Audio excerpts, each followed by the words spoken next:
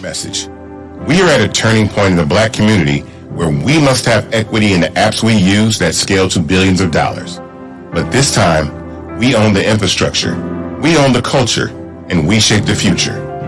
And Fanbase is the future.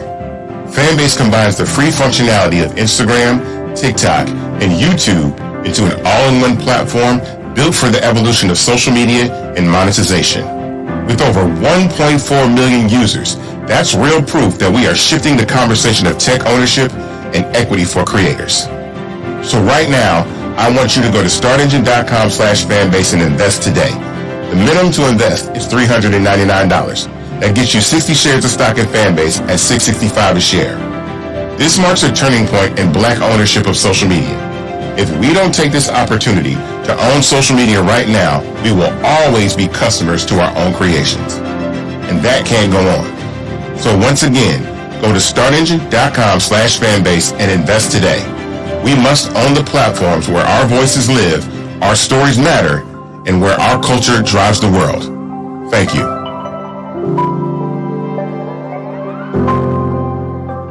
Black Star Network is no punch! A real revolutionary right now. I thank you for being the voice of Black America. All the momentum we have now, we have to keep this going. The video looks phenomenal. See, there's a difference between Black Star Network and Black-owned media and something like CNN. You can't be Black-owned media and be scared. It's time to be smart. Bring your eyeballs home. You dig?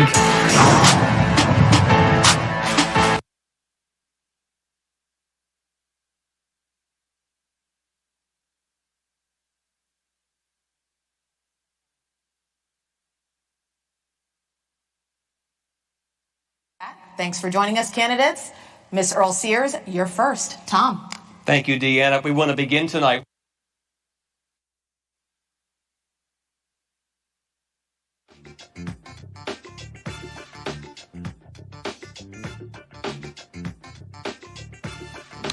Folks, what's happening? Today is Tuesday, October 21st, 2025, coming up on Roland Martin Unfiltered, streaming live on the Black Star Network. We're live here in Fredericksburg, Virginia right now.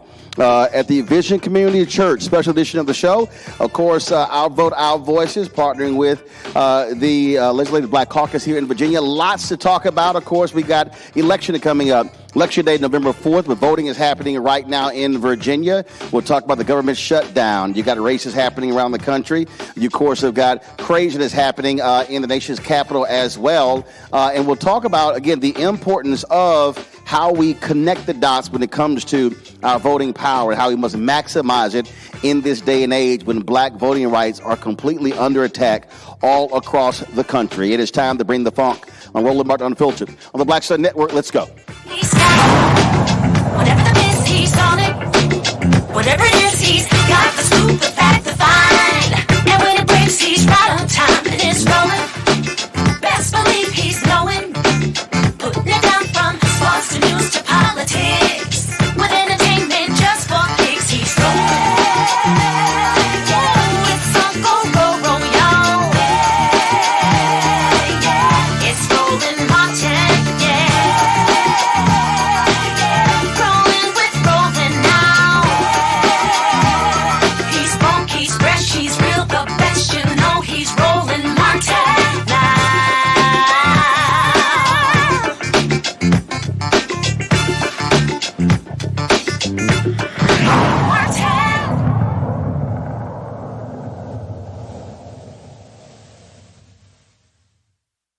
That they've created.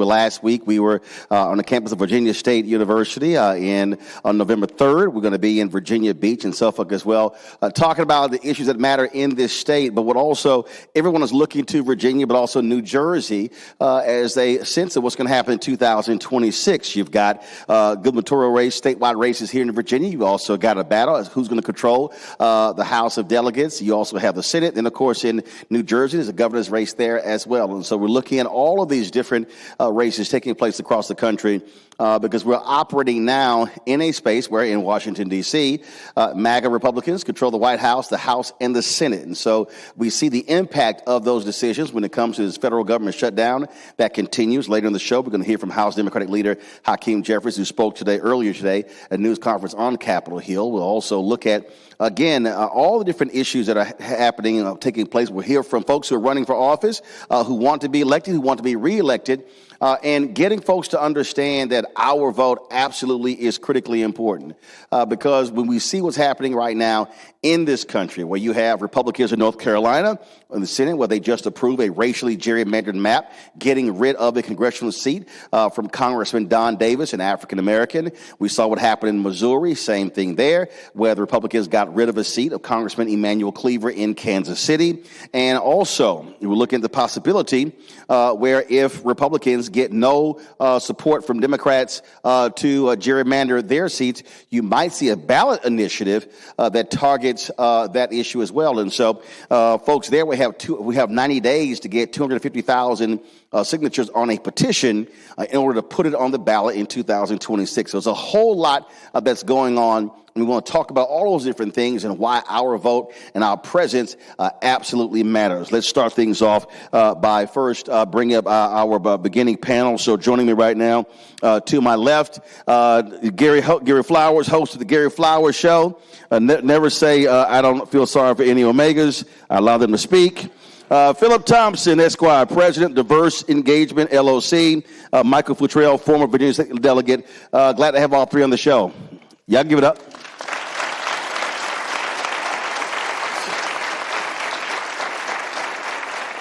Mike, I'll start with you. I'm always talking about how we see what happens in terms of the importance of our vote. 2008, then Senator Barack Obama gets elected as president. That was the first time in American history, by percentage, the black vote actually was higher than the white vote.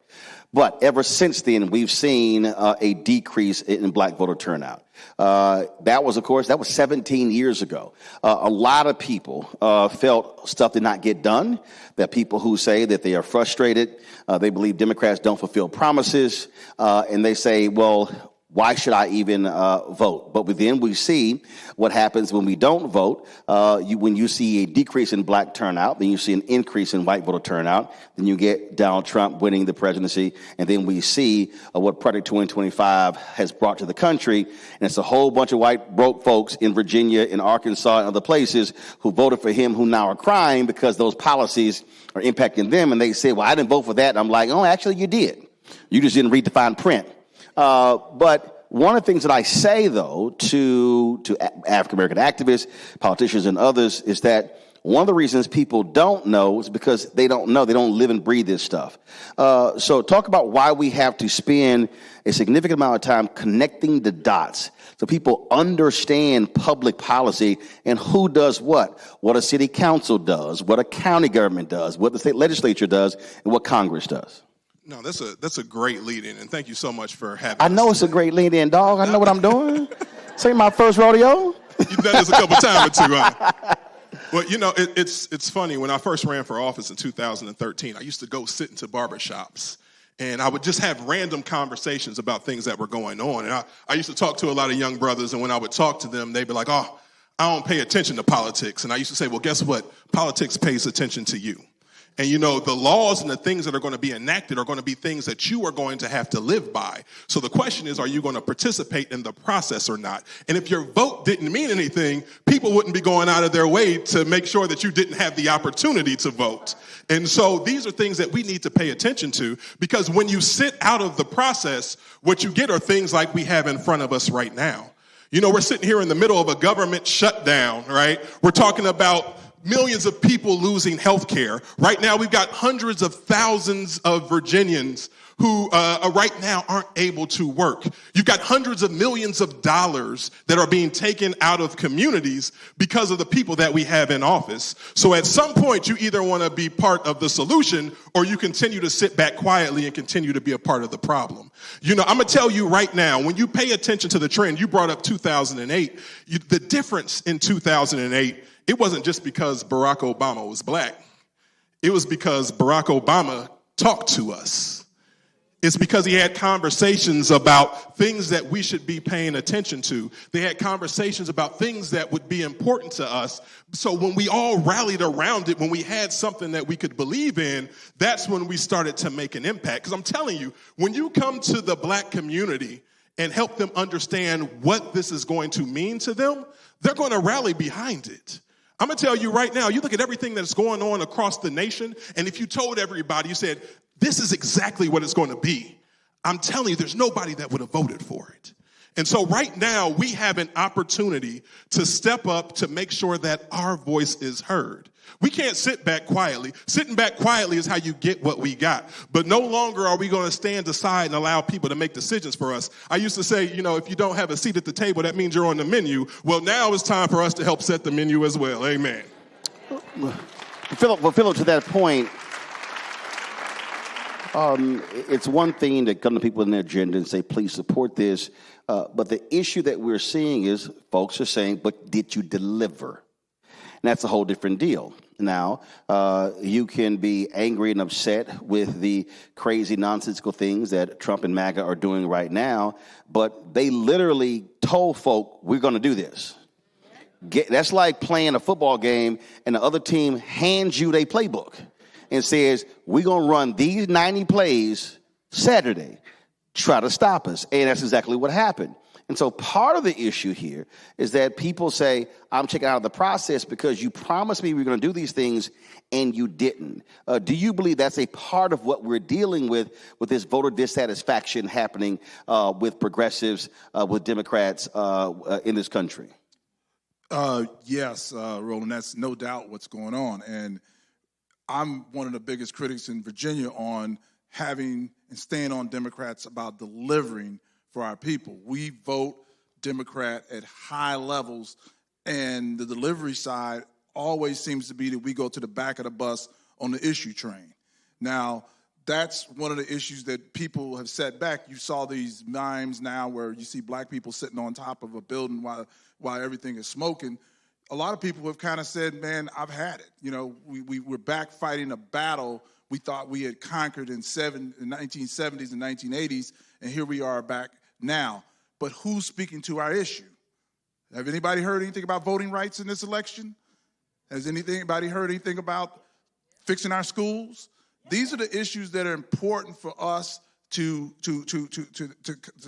hear in order to get people out to vote. As Mike said, there were people that were dissatisfied and saying, man, I'm not voting. But again, these issues will land on your head if you don't vote. But the Democratic Party has to start delivering for us. Now, I know we have some candidates here that are going to talk later. They all go down to Richmond and they work hard for us when they get elected. But still, there's a delivery point. We have to make sure our governor is the governor that we elect is going to deliver. And we also have to make sure we don't leave. And one of the things I do want to add, we cannot leave our Attorney General candidate behind, Jay Jones. All right? Whether it's true or not, the perception is that certain elements of the Democratic Party have left Jay behind because of the comments that he made in 2022. We have to go get Jay. We have to go rescue Jay. So we want to be sure that we not only get a Democratic governor, we want a Democratic Attorney General, a Democratic Lieutenant Governor to go down there and work with the blacks that we have in the General Assembly that are in positions of power and can make things happen. So it's important that we deliver. But on the other side, the Democratic Party has to come talk to us. And they have to deliver for us and stop this process of saying, we need your vote. And as you see right now, they brought who's coming out now. President Obama's coming to Virginia to help push this thing in October. We've seen this before, these late pushes, but you got to start delivering for us or we're going to sit these elections out, and that's just what's happening. But Gary, I agree with all of that, but I do believe that one of the greatest mistakes that we continue to make in terms of as a community is that when the election is over, everybody goes back to business as usual. I think so. The issue for me is that in Black Voters Matters. I talk to Cliff Albright and Latasha Brown about this all the time, where he said they say our politics has to be 365, 7 days a week. In getting us to understand that what happens in Virginia, what happens in North Carolina, in Georgia, in all these states, we build these massive voter engagement, voter turnout machines. The election's on November 4th, but then on November 5th, it gets turned off. Part of the reason why I think what you just laid out happens is that we don't keep that machine going to then tell folk, okay, now that you voted, that's now passed. Now you've got to be showing up at the council meeting, the school board meeting, the county commissioners meeting, at the state legislature to put the pressure on the very folk who made promises to then deliver. That, to me, is where I believe that we are making a huge mistake. That's not happening on a consistent basis. Thank you, Brother Roland. We have a 30-year relationship, and thank you for this opportunity tonight. You hit a point, 365 all the time. There was a time, and Reverend Jesse Jackson reminded us of this in Chicago. He just turned 84 years old. There was a time that our churches taught civic education. We in a church, somebody say amen. Amen. There was a time that we taught the voter test. There was a time that we taught the idea that we can't stop. And somehow or another, our churches and our institutions think that the day after the election, we can go back to what we were doing.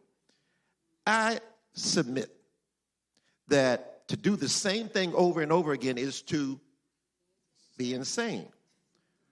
How many of you all are in an organization, including a church? Raise your hand.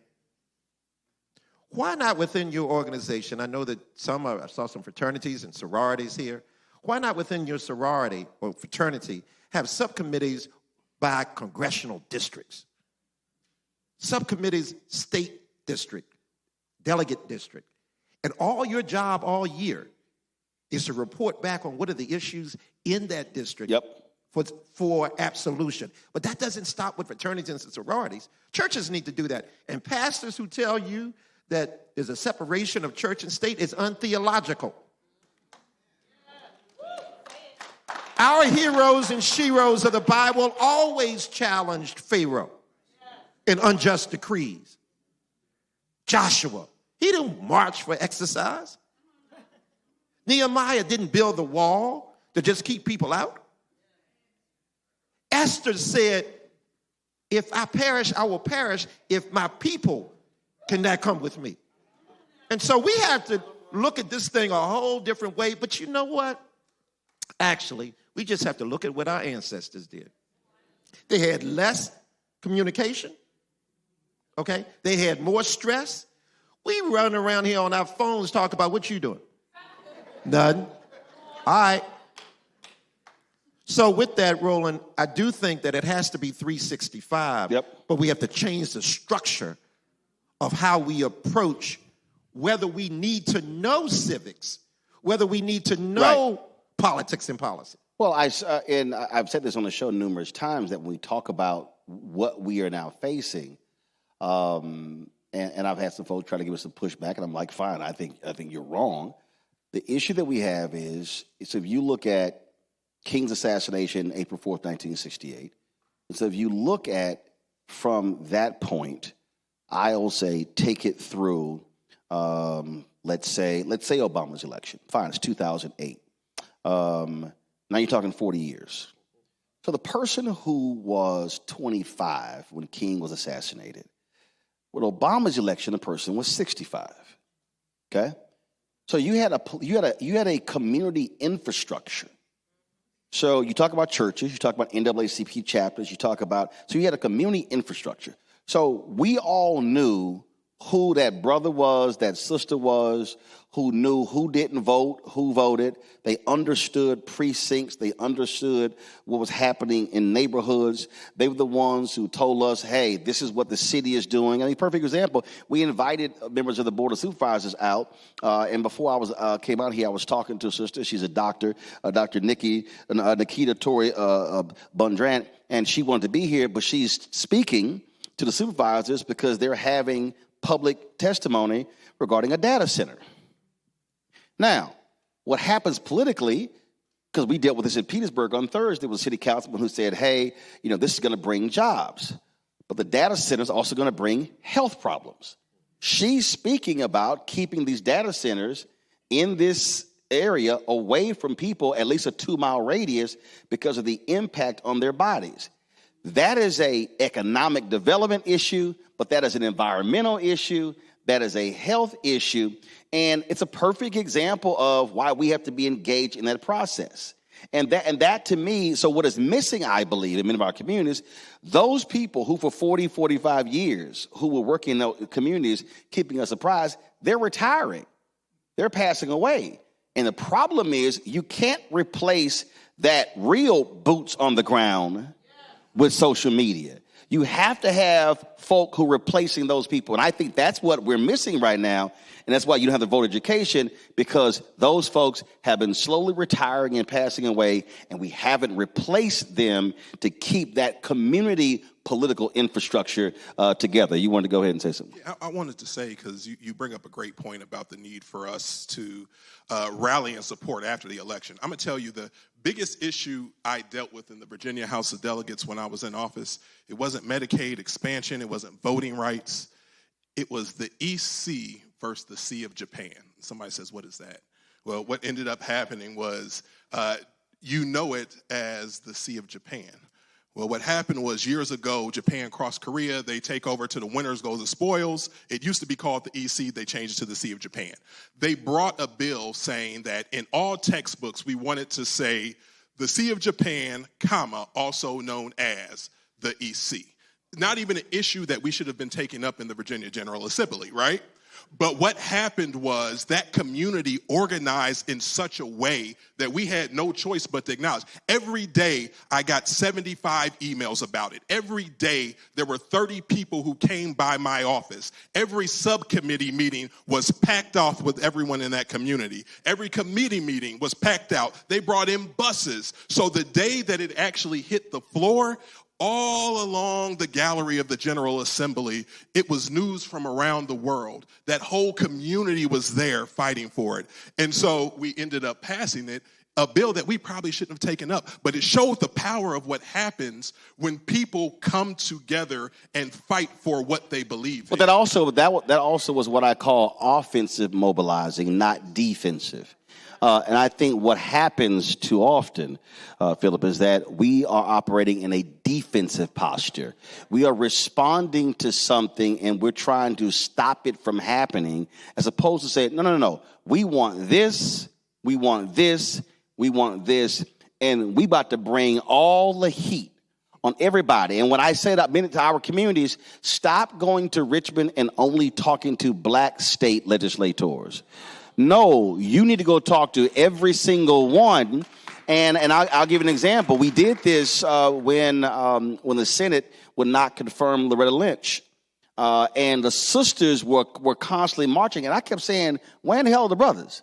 Like literally, I kept seeing Delta, she's Delta. I kept seeing Black Women's Roundtable. I kept seeing other sisters. And so Pastor Jamal Bryant, Jeff Johnson, myself, we put the call out, 200 brothers.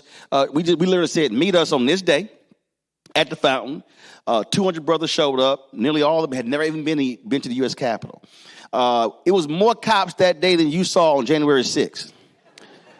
Because they were trying to figure out where 200 black men came from. So if y'all want to see a lot of cops at the U.S. Capitol, just have 200 black men show up unannounced, you're going to see a bunch of cops. So, but what happened was, and these brothers didn't understand how it worked. So when we went to the Capitol, I said, okay, who's from this state? Oh, I am. Come to the front. You walk in and ask to see your state, your U.S. senator. So we go in to see Thad Cochran. They had Cochran, Mississippi. And they said, well, he's busy. Like, well, we ain't leaving. And we packed that office. We packed the hallway. At one point, as a matter of fact, it was another group that was sitting right here. It was several women. And the sister said, we have 20 minutes with the senator. We'll give them 10 of ours. They were like, oh, you can't do that. I was like, oh, you can't do that. Okay, right. And so we wouldn't leave. And so what happened was when we finally made it clear we're not leaving, then they said, okay, we're going to give you some time with the senator. He comes in. And I had to remind him that he was only reelected because black people voted in the Republican primary so the MAGA Tea Party dude would not win. And I had to remind Cochran, you only here because of black people. I said, so we fully expect you to vote for Loretta Lynch. And if you don't, we're going to be back. And what was a trip was these brothers, they had never actually seen the process play out. And they were like, yo, when we coming back? Because they saw how it works. And so that was just a small example of what we did there. And to me, what we have to be operating on the offense and not playing defense. And that's what I constantly struggle with. We wait for something to happen and then we're responding to what somebody's already done. But Roland, once again, I echo the point. Once again, Reverend Jackson taught me you can't teach what you don't know. You can't lead where you don't go. That's point one. Point two, children emulate what the adults in their village do, okay? You show me, it says, it takes a village to raise a child. Yeah, well, criminal villages raise criminal children for the most part. Uneducated villages, the same. Politically aware communities do so as well. So our adults have to learn, you talk about passing the baton, our adults have to know the Constitution. How many of you all have an annotated copy of the Constitution, the small little copy? Okay, we need more of that, okay? Secondly, once you talk about structure, then if I was politically active, because my parents were talking about political issues at the dinner table. Right. I invented an election in kindergarten because these two, Ward Oxney and Danny Wurtzel, were the boss of playground every day. And I wanted to be boss. And I said, well, when are we going to have an election? They looked at me like I was crazy. Oh, yeah. But my parents have been talking about elections. And so at 5 years old, I replicated that. So people in here, I know, just blink if you know what I'm talking about. You have to raise your hand. But most of y'all don't know the Constitution. Most of y'all don't even know what congressional district, state district, or state delegate district you're in until you pull out your wallet. Well, look, I can't tell you how many times we've gone somewhere and someone said, that's my representative. I'm like, no, what's your zip code? Right. Type it in. That is not your representative. Exactly. But again, so what we need to understand right now, Philip, I'm going to go to you here, that what has to happen now is, okay, we're telling folks to vote right now, but the day after the election, take a breath, rest, then go, because let's be real clear, there's a period between the election and the inauguration, between somebody being swearing in. And what happens is many of us are just, hey, we're like, it's all over. But other folk are already crafting a legislative agenda. So when the General Assembly comes, they're like, oh, no, we're not waiting. We're ready. Here's our agenda. So with that being said, what do you want to be the three dominant issues on a black agenda, regardless of who wins in any district? But let's just assume Democrats win the House, control the Senate. Let's assume they win the governor's mansion. What do you want the three top issues to be? The first one has to be education. Okay, but that's a broad topic. Okay. What specifically about education? Well, the specific issue on education would be to ensure that our schools are being funded. That's too broad. Correctly. I need to drill down further because I'm doing this for a reason. Because part of the deal is if you ask for general prayer, if you have a general prayer, you get a general blessing. So you need to. I believe in specific prayers for specific blessings. So when you say funding, I need a number. What are you talking about? What are we asking for? Fund HBCUs, number one. What's the number? No, please. No, I ain't done. When we say fund HBCUs, we got to be specific. So I'm going to help you out here. First, fund Virginia State the $277.5 million owed from the period of 1987 to 2020 that money was stolen for land grant. See, when we say fund HBCUs, if they give $5 million, that's funding. No. I want the 277.5. So no, hold on. What else? I didn't have that number, but also ensure that the HBCUs are being funded at the same per student financial numbers as our University of Virginia, Virginia Tech, and all the white institutions. Okay, that's two. That's two. Give me one more. The last issue would be criminal justice reform, and when I say that, specifically dealing with qualified immunity. Qualified immunity is a barrier from holding police accountable. So you want the General Assembly to revoke qualified immunity? To revoke it from the standpoint, government can't operate without qualified immunity in certain ways, but at least revoke it where an unarmed person is shot or killed by a police officer. So you want modifications to the state's qualified immunity? Correct. Got it. Gary, what are your three? First, a constitutional amendment for an equal and high-quality education for every student. Two, to take the teacher pay of public teachers in the Commonwealth of Virginia at least to the national average, if not above. Okay? Okay. Because our teachers, our young people are not going into education because there's no incentive or little incentive to do so. And thirdly, when we look at the structure of our schools, the Commonwealth of Virginia tonight is the sixth wealthiest state in the Union. And yet the General Assembly tells us there's no money for public schools. That's a lie. So fund equally the school buildings. I come from Richmond, Virginia, the capital of the Commonwealth. 44 school buildings. Nearly 38 are dilapidated in one way or another. And we have the money to pay for it. So funding of faculty, funding of facilities, at least at the national rate. But since we're in church, you put your treasure where your heart is. Amen? Well, if you treasure education, candidates that run, we want quality education. Like you said, Roland, that's nebulous. It's not definable.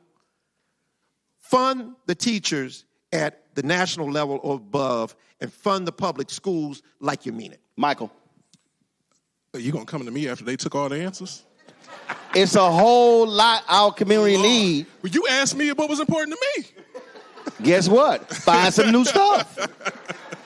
No, and I agree with the teacher pay at the national average and also how our public schools are being funded. But there's another thing that I also want to make sure that we start addressing, which is minority contracting here in Virginia. One of the things that continues to happen. Now, hold on. On this show, we say black and minority contract. Well, then black and minority. That's how we do it on this show. I know that's right. We real specific. I know. Because when we say we want minority contract, they can give it to a whole bunch of people that's not us. And honestly, that's what we continue to run into, right? And we saw that even in 2013 when Governor McAuliffe at the time, or 14, when he started working with SWAM businesses. We saw a lot of those same things where what would end up happening is husband would shift the company to the wife's name and they would qualify. We set a goal that we wanted 43% of contracts to go to black and minority-owned businesses, but that's only a goal. There was no policy that was behind it that, said that we would actually be able to reach it. We also got to stop saying minority and women-owned businesses, because the reality is if you're a black woman, you're not counted in the women category, you're counted in the black category. If you're a Latina, you're not counted in his women category, you're counted in the Latina category. So the MWBE should be MWWBE, because the W really stands for white women. And may I add this, Roland? No. I got one other point on education. No, hold up. We ain't skipping over that. Okay, we ain't just moving on. There it is. I'm making a point here. There's been no group that has benefited from affirmative action policies and contracting policies in the United States more than white women. True. But when these programs have come under attack, white women have been silent, and it's been black folks they've been carrying the water with this. And so what has to happen is if we're going to get the language right, we got to stop saying minority and women-owned businesses and break down, well, how do you count women? And I've covered this issue on the city government, the county government, the state level, and the federal level, and that W stands for white women. 78% of the $37 billion that go to disadvantaged businesses on the federal government go to white women. 78%. So we just got to be very clear when we start talking about these contracts. Right. When we say women, and people just assume, oh, that includes a black woman. No, it does not. Go ahead with your other 2 points. But that also, Gary, hold on. That also goes into what you talked about previously when you said, how do we get these things done? Because it's not just about the election, it's what happens after the election. What happens is no one's ever challenged those things, so they continue to operate as business as usual. And so, again, what has to happen is we have to get back to organizing as we once knew the power behind, to make sure that we're not leaving the Josh Coles or the Briannas out there by themselves. We're coming in with an army behind them that is continuing to push it forward, because this is what's important to our communities. And the reason I am pushing to be very specific, because the problem is whenever we have these conversations, we are having general conversations. We're allowing people to have general phrases that sound great, not specific. And then what ends up happening is when we're trying to rally people, then we're trying to rally them around a general question. Let's fund public education. No. You got to be real clear on what it is you're actually funding. And to me, that's what has to happen, because now when we hand people that, to Gary's point earlier, when you talk about infrastructure, when you talk about Divine Nine, and I go beyond that, I then go Prince Hall Mason, Eastern Star, I go Links, we have all of these, we have a significant infrastructure in black communities. The problem is they are not properly organized and mobilized. They're spending significant time on internal business and not external business. The same thing with churches. The reality is you can have a church. Now, what you do with Bible study on Sunday is one thing, but you still reside in a community. You still got to deal with zoning. You still have to deal with issues and your members.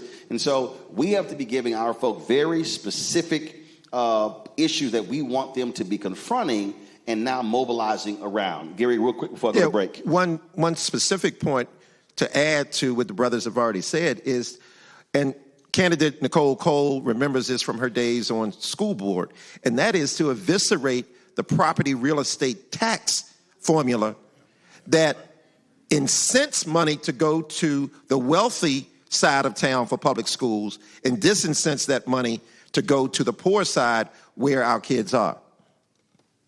I want to add a point on the organization side.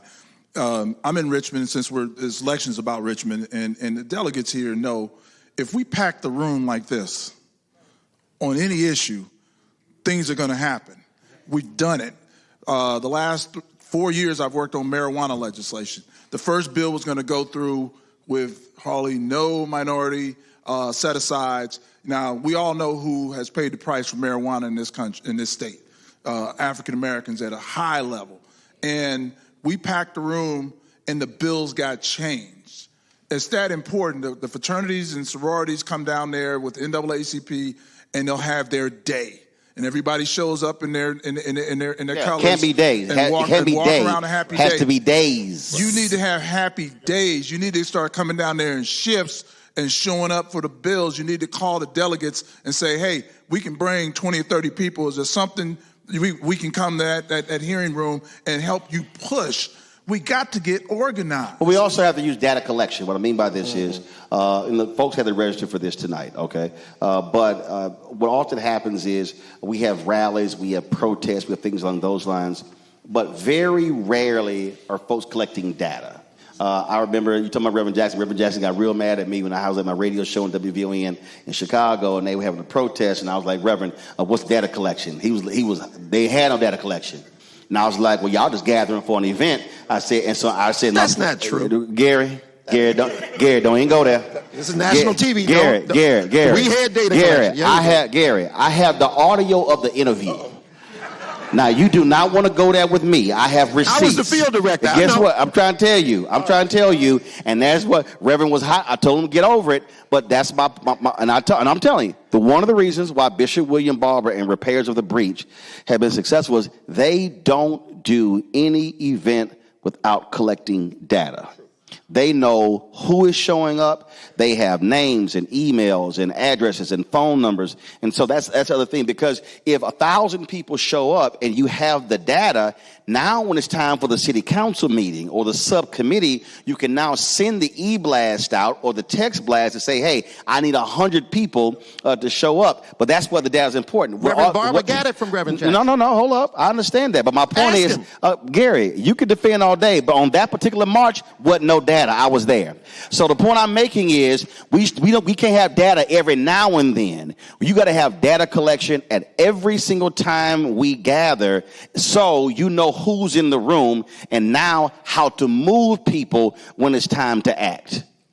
You know, I just came back from Memphis at the National Civil Rights Museum, and you know everybody knows Lorraine Hotel was a motel where Dr. King was assassinated. The first exhibit you come to is Bayard Rustin. Yep. And it's all about organization. And then as you go through that museum, you see the civil rights movement was not happenstance. People were planning. They were picking towns. They were gathering people. Even the bus boycott became an organized event where people were signing up to drive people and all these things. We've lost that. For some reason, we've lost that ability to organize. Again, all we come out for is the negative. We never go for the positive and how we get our people moving and how we move forward. I ask all of you, go to the National Civil Rights Museum and look at those exhibits, and you will see organized people that actually accomplish something, has specific missions. And these are the things that Roland's been talking about. And it's old school. I mean, bottom line is you can have social media, you can have phones and everything, but you have to take old school and put it with new school. It goes together. I'm going to go to a quick break. When we come back, we're going to chat with some of the candidates who are running for office. Lots of the stuff we're going to cover as well. You're watching Roland Martin Unfiltered on the Black Star Network, our special town hall. Our vote, our voice is right here in Fredericksburg, Virginia. We'll be right back.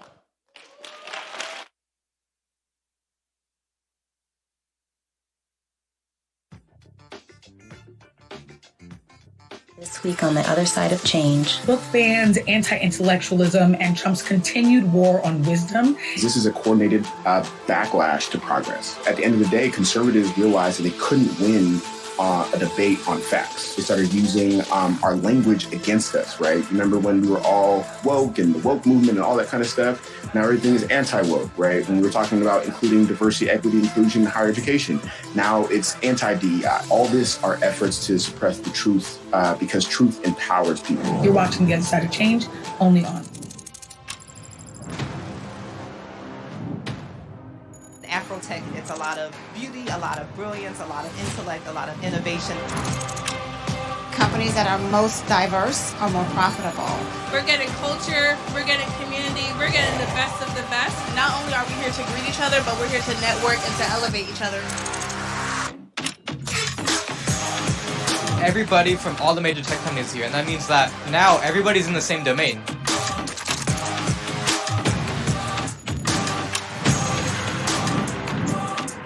This is the premier event every year. This is really where we could take off. You can go fast by yourself, but we go farther together. This is where you're supposed to be.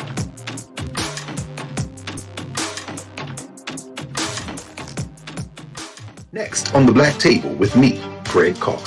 Now, the America we live in today is not what the founders intended or what they outlined in the Declaration of Independence and even the Constitution. Professor and author Kermit Roosevelt will join us to talk about his book, The Nation That Never Was. How history was misinterpreted, the intent and realities of America's beginnings, and missed a much better story in the process. So if you have to pick some group to marginalize, I think it should be the people who are against equality. That's next on the Black Table, right here on the Black Star Network. They said the quiet part out loud. Black votes are a threat, so they erased them. After the Supreme Court gutted the Voting Rights Act in 2013, Republican legislatures moved fast. New voter ID laws, polling place shutdowns, purges of black voters from the rolls. Trump's Justice Department didn't stop it, they joined in. In 2018, his DOJ backed Ohio's voter purge system, a scheme that disproportionately erased black voters. Their goal, erase black votes and political power. Yeah, that happened. These are the kinds of stories that we cover every day on Roland Martin Unfiltered. Subscribe on YouTube and download the Black Star Network app. Support fact-based independent journalism that centers African Americans and the issues that matter to our community.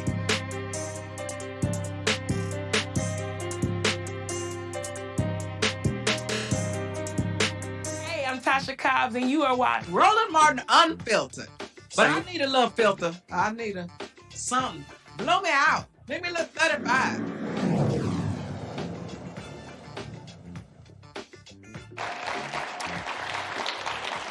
All right, folks, we're back at Vision Community Church. We got 3 candidates who are running for office. I want to introduce them. Nicole Cole.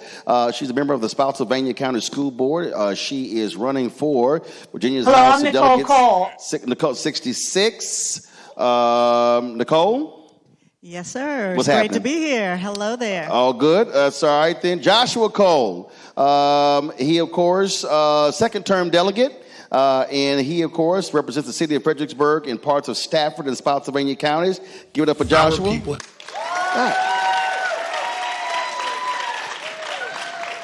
All right, folks. And last but certainly not least, Stacey Carroll. Stacey, what's happening? Hello. Celebrating her recent court victory after a Stafford County, Virginia Circuit Court judge dismissed a lawsuit to remove her from the November ballot. Say that again. Dismissed. Clock it. Frivolous. So that was fun. It was absolutely fun. Not really. But seriously, that lawsuit was literally a distraction from us focusing on what really matters. As you guys know, in the court cases, they've been tailing our family or surveilling us since March. Filed the lawsuit this past August, went before the judge, presented the facts, and they dismissed the case without question. We have to ensure that we don't disenfranchise voters. By the time the case was brought to us, ballots had already been printed and certain people had started to cast their vote. So we have to ensure, and we will continue to work, that every voter in the 64th district hears and gets the opportunity to make their voices heard this coming November. So what is your focus? My focus is education, specifically the children. In Stafford County, we have nearly 200 kids that are unhoused, specifically homeless, and Stafford County has about 45% of their students that are on free and reduced lunch. Though Stafford County is one of the wealthiest counties, specifically in the entire nation, specifically for black wealth, the average black household in Stafford County is $147,000 to our white counterparts at $135,000. There are pockets of poverty in Stafford County that we have to make sure that no child goes hungry. And when they get inside of the classroom, they can actually focus and do the work so that they can excel in education. Joshua, you get to go back. What's the goal? Thank you, Roland. I'm excited to have you back in Fredericksburg in the 65th District. Our focus this year, we absolutely have to focus on housing. Whether we have hungry kids in the schools, we also have unhoused kids in the schools. And so I introduced legislation this past session that would give first-time homebuyers $10,000 in their first-time payment for their homes. We also introduced legislation to protect renters. We are finding out now in the Fredericksburg region, you are going to go find a home. The landlord is charging you first month rent and a security deposit, which is reasonable, but now they're also charging you the final month rent and saying that you have to make 3 times your mortgage or your rent in order to even qualify to get into a home. Wow. So we put in legislation that said that is not going to be allowed to happen, and of course our governor vetoed that legislation, so we need a new governor so we can pass it again. Stacey, Ms. Nicole. So I am fighting for education as well, but I'm fighting for the money. We need to modernize the funding formula in Virginia so that all of the needs of our students in our schools are funded, not just the staff funding. So for the folks who don't know, what is the funding formula in the state?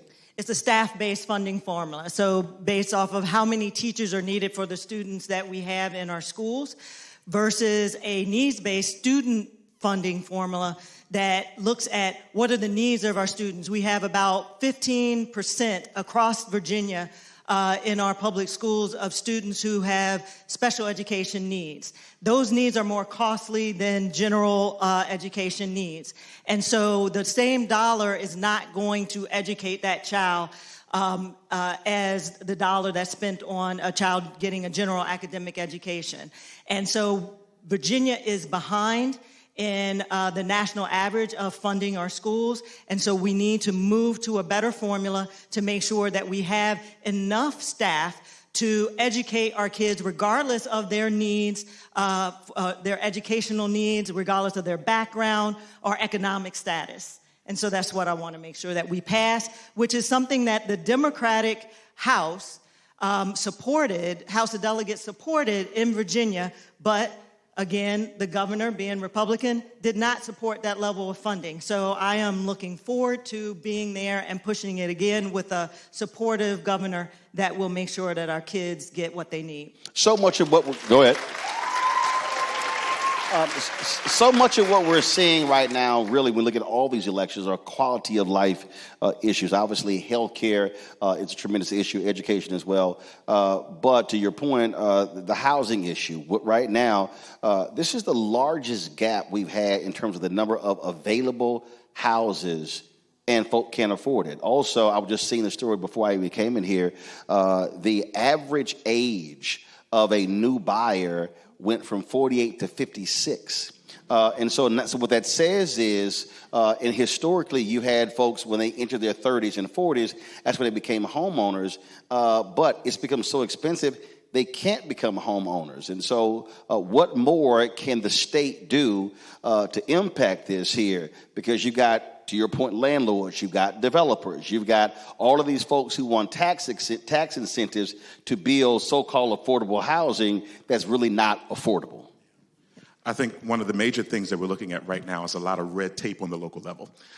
You have developers who want to come in, and you'll have conversations, and they say, we want to build affordable housing, but by the time they put in the paperwork and it's approved, the cost has already gone up. But also, you got to define what affordable means, because I cover city government, and the reality is, I saw this firsthand. A lot of developers want to come in, they want to build these so-called mixed-use communities that have all of these shops and restaurants, and they really are appealing to only high-income people. And I literally had to deal with city council members who were all excited about it. I'm like, no, but look at that number. What's the salary range they're trying to target? In a lot of cases, it wasn't folk who looked like us. Absolutely. We see in downtown Fredericksburg, Fredericksburg has my heart, right? But you have these condominiums that pop up. You have these townhouses that pop up, which are over $1 million even to get into it. A townhome that's $1 million. We have been discussing legislation for the past 2 years, a piece of legislation called the Yes in God's Backyard, which would allow churches and certain nonprofit organizations to bypass the rezoning aspect in order to build affordable housing or senior housing on their properties. You have large churches who may have large parking lots that are not being fully utilized. They could put affordable housing on those parking lots. Or you have churches who have land. They would love to utilize that land, but they can't because every time they go to the county, it's taken 1 year, 2 years to get approval, and the cost has gone up. So if we're able to give that ability to get rid of some of that red tape, bypass that rezoning aspect in conjunction with what the counties have already approved for, we can get more affordable units. And when I say affordable, I'm not just talking about public housing, but we're talking about workforce housing. If you live in an area, if you work in an area, you should also be able to afford to live in the area. And the reason that housing is so expensive here in Fredericksburg area is because a lot of people work in Washington, D.C. And so people have been moving down here for the past 30, 40 years. People have been moving into the Fredericksburg area, which has caused housing to go up. And now people are being priced out of Fredericksburg and they're going down to Caroline. That's what's going to make it easier for her to win this November, right? So people are going down into Caroline and going down to Louisa, and people are being further away from their jobs when we need affordable units where people work. Go ahead. No, so I was going to say, when you say, okay, what's affordable? When I was knocking the door, I had a young lady who is in nursing school at Germanna Community College living in what's supposed to be an affordable apartment complex in Spotsylvania, and she was paying for a 2-bedroom, 1-bathroom, $2,300. Now, 2 bed, 1 bath? 2-bedroom. Girl, you gonna make me cuss at church. $2,300.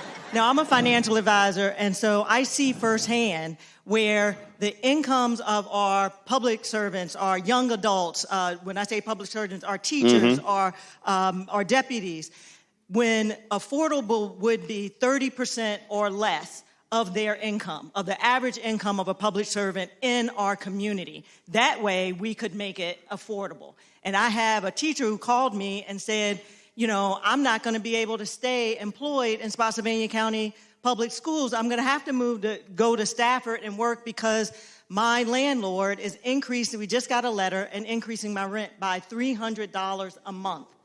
That is insane when we don't even have a cost of living adjustment for teachers, that their living expenses are going up such that they can't even work in our local communities. So we have to make sure that we make a barrier for what is affordable in our area, and also make sure that the local boards of supervisors are held accountable for managing this and not delaying the process, because I did have developers say to me, you know, what's supposed to be a 2-year project is becoming a 5-year project because they're circumventing the laws that we have on the books that make it take longer, and they have to recoup their investment.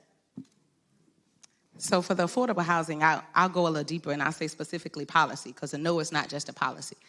How many of y'all are familiar with the Real Page lawsuit? It was a lawsuit filed by the Biden administration that talked a little bit about the price gouging that was happening from realtors, specifically apartment complexes, and how they were astronomically increasing the price for rent for renters in the entire nation. The Biden administration took them on. We need an attorney general here in the state that's going to make sure that that doesn't happen to Virginia residents, because that's where it starts. That's where it starts. I want to make $1 too. I want to profit.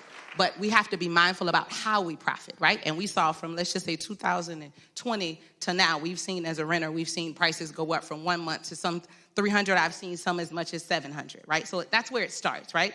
Then it also includes us collaborating with our local partners to ensure that, again, the first years of my life, I lived in apartment complexes. That's where we start out, right? We create or provide, again, finance major, supply and demand. We have to increase the supply to make sure, without question, people actually can afford and have a place to go. Though I love visiting Caroline County, if I am a young individual that's traveling to and from Washington, D.C., because that's where the job is, then becomes my quality of life and my stressors and other factors that inhibit my ability to just be nice sometimes. If that makes sense, right? If I work an 8-hour shift, I got to go into the office every day.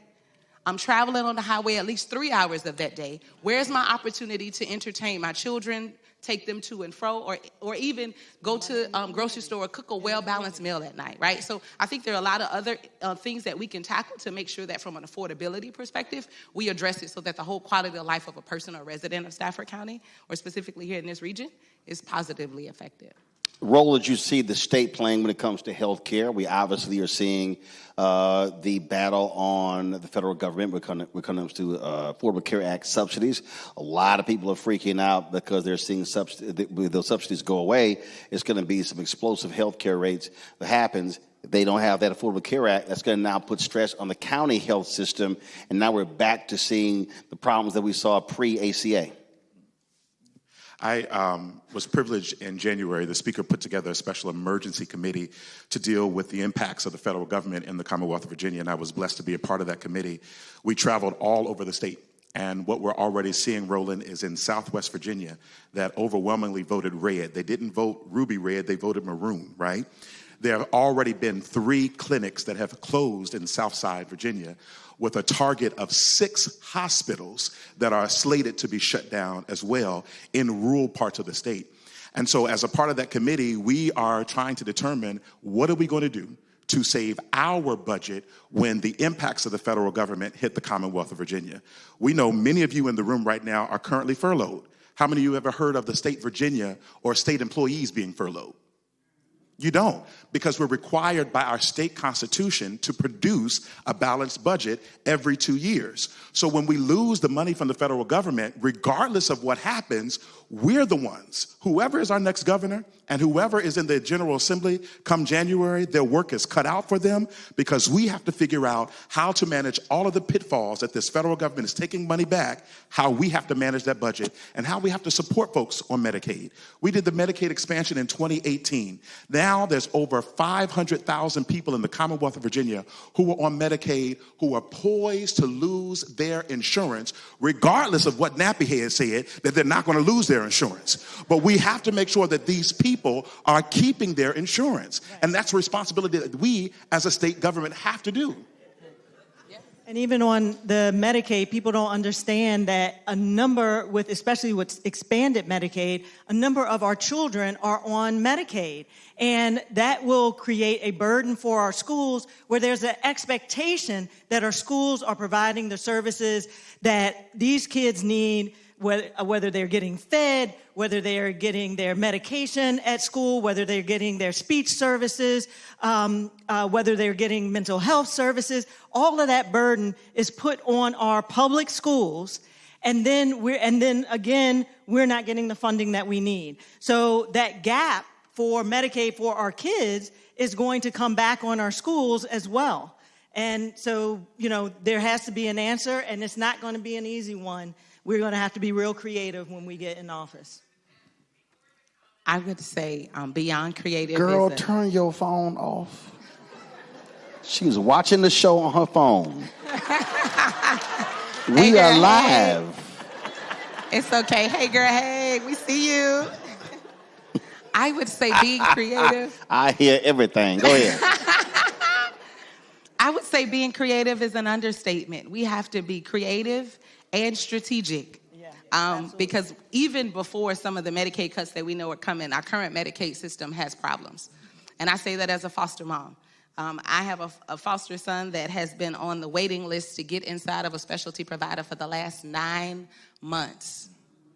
God forbid something happens, we're still waiting to be able to get an appointment and schedule. The appointment just got scheduled for the first week in December, right? So even before the specific cuts that my future colleague was just talking about, we have to be mindful that we have to be strategic. Stacey, what's the definition of being strategic? We know, specifically speaking, that a nurse anesthetist goes through an extensive training from a master's level program to be able to understand how to administer drugs or medicine to those that are currently in surgery.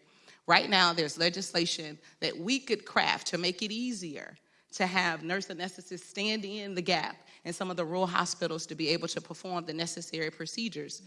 Currently, right now, it's required that a medical doctor, someone with an MD, be present to sign off, even if they don't have the credentials to be able to understand, right? So from a legislative perspective, there are things that we can do that make it easier for people that have the credentials and have the training to be able to do their job.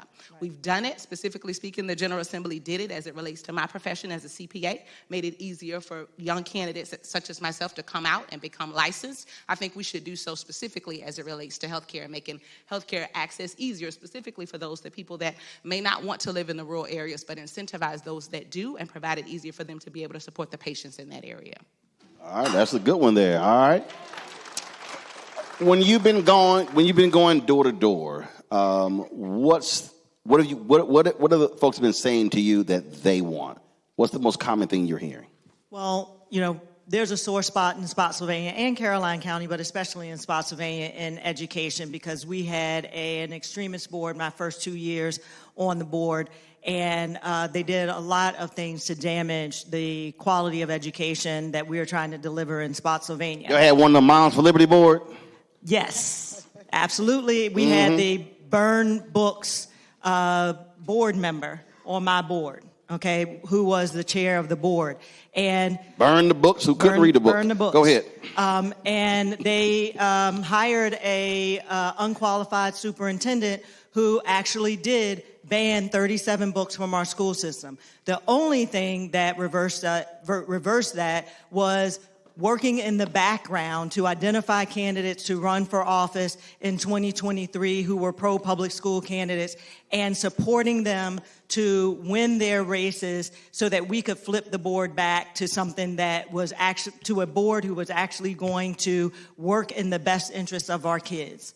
So we have to make sure that, so at the doors, because our community remembers that. They remember the pain of that. They remember me being the fighter to make sure that I was holding those elected officials who had the majority accountable and worked and started a pact to be able to flip the board so that we could then unban the books. It took, even though we had people coming out complaining about the books being banned, it took flipping the board to have the power to unban the books. So when you have an extremist majority like we have now in the federal government, we have to, as people, come out, yes, and protest. But in Virginia, we have the opportunity this year to vote for people like me, again, Josh Cole and Stacey Carroll, in order to flip these seats so that we can make decisions that will be good for the people in our community. And again, the point there is, you can't just complain about what they are doing and what needs to happen. The way to impact that, you actually have to use the power of the vote to take them out. When you go door to door, what are the folks telling you? Absolutely hearing about housing, the cost of housing, but also, as I've been knocking on doors for the past 2 or 3 weeks or so, I've been encountering federal workers who are either furloughed or who were ripped from their positions or living in uncertainty if they're going to work today, will they have a job come tomorrow? And so I think that it's extremely important as we look at the elections that we're facing this year, we have the opportunity to elect a former congresswoman who has served during the former Trump administration, who knows what it means to fight against what he's doing, but then put that together with the experienced legislators that we already have in Richmond who know how to navigate the state system, bringing us together to push back against this second Trump administration, bringing good paying jobs, because a lot of the governor released a website, says Virginia has jobs. Yes, Virginia does have jobs, but many of you federal workers who have been let go are overqualified for those jobs and still can't get hired. And so we need someone who's going to bring jobs to the Commonwealth, who are going to be able to say, you may have lost your job as a federal worker. Good, we're going to bring this other job here that you are qualified for that's going to pay you equitably to what you were used to be making, and you're going to still keep your pension. Because many people were losing that when they lost their jobs, and this is what people in the Fredericksburg area are complaining about and are worried about. So I would have to say I hear more than just when I'm on the doors, because you name it, I'm at the commuter lots at 5:30 in the morning aggravating people. I see people in the grocery stores at the You where at 5:30 in the morning? At the commuter lots. Catching people, I talk to Ring cameras. 5:30 in the morning? Yes. Wherever you are, I am. Yes. I'm going to sleep at 5:30 in the morning. No, I'm at 5:30 in the morning. I'm at the commuter lot saying, good morning. Had you would have opened that door and talked to me, we could have did this at 6 p.m., but now we're doing it at 5:30 a.m., right? I've been in every space or place, whether it be the masjid, the mosque, or a church, whether it be white or black, predominantly, just talking to people. And the one thing that I consistently hear is they want to preserve what they've built for generations to come, is one specific thing that I've heard. And whether that be, and specifically speaking, we know the black wealth here in Stafford County, but there's a lot of federal workers and contractors that I've encountered here more recently at home as well. And a lot of them are concerned about how or where the next paycheck or when the next opportunity is going to open up, specifically speaking. I know because when I was offered the opportunity to take a federal job, I declined because the salary offer was less than in the private sector. So I know firsthand that a lot of federal workers took a job decrease for the stability that the federal government offers. So when I hear people, I talk about how they talk to me about how they're changing their current plans, whether it be for vacation or Christmas, they're changing some of their thoughts of where they would go, or they even send their kids to college, on how specifically without just this federal shutdown, just in general for the next 3 years and 2.5 months, how they will adjust their lives to adjust to this current unstable administration. I'm still stuck on that 5:30 in the morning. You ain't talking to me at 5:30. I'm trying to get on this doggone train to go to sleep. If you saw me at the commuter lot, raise your hand. Ow! Bet you were trying like, girl, I'm trying to go take a nap. Don't go on. Go on. Every space in place. That's where I'm at. Last question for you before I go to the break. And there's somebody who's watching. Doesn't matter. They could be young, middle-aged. They can be a seasoned saint. And they're like, okay, I hear all of that stuff, but I ain't feeling none of that. What do you say to them? So you rocking your little team. So you got jerseys and everything. Yeah, she got Team Nicole 66. I bet you got jerseys and all kinds of. Yeah, I got you. Okay, we got your own cheerleading squad, huh? Okay. All right. So what would you say to that person who says, "Man, this voting stuff, I just don't feel it. I don't see it. I don't think it matters to me." What do you tell them? Yeah, and unfortunately, I have seen that this past week on the doors too many times. With African Americans. And, one door knocked, gentleman said, I'm not political. And I said, look, I don't need you to be political. I need you to vote for me so I can be political for you. Because I am going to be the one that is representing this community. And I am running against someone who has been in office for 35 years, okay? And he has not been supporting you or the issues and what's important to you, your family, and our community here in Spotsylvania and Caroline County. And in order for me to be political for you and fight for you to get what you need and what we need in this community, I need you to vote for me. And what people don't understand, and I say this from the dais on school board all the time, is you absolutely need to be political. It only takes, and I've seen it, it only takes one person to come up to the podium in public comment and say, hey, this is something that I want. And we can, as elected officials, be like, okay, Dr. Mitchell, can you get your staff to work on this and bring it back to us as a policy, and then we vote on it. That's it. But when you don't show up, because I have complained over the years that we aren't showing up in school board meetings, and I beg, my sorority sisters know, I beg you to come to school board meetings to let us know what you need and what we need in this community. What sorority is that? Alpha Kappa Alpha. Y'all better wake up. You said you begged them? Did they show up? But the Deltas did show up. Of course we did. I do have some of my I'm not going to lie. So you saying your sisters didn't show up? Cut them deep. My sisters show up in different ways. No, see, that's